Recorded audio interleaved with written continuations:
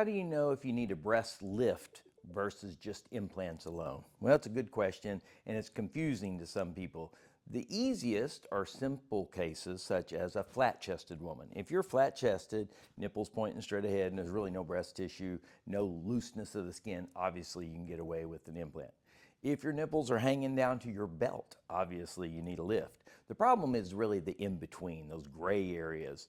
And they sometimes can go either way, meaning if you've just got a little bit of sag, but your nipple is pointing straight ahead, a lot of times you can get away with the augmentation alone using an implant. However, you have to put the center of the implant behind the center of the nipple.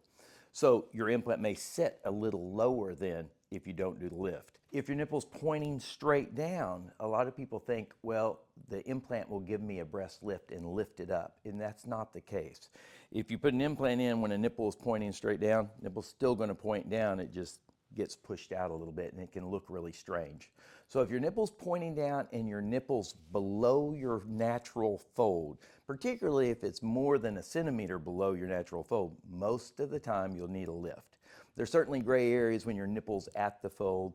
They even have designs for saying, look, this is grade 0, grade 1, grade 2, grade 3 types of droop or sag.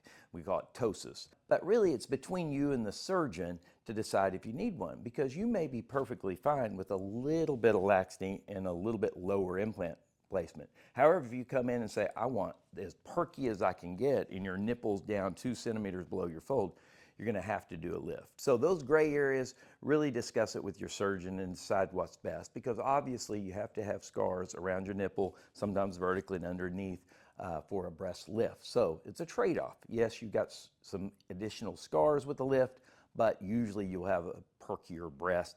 And if you need a lift, it's better to do it at the first surgery versus waiting and having to redo it later.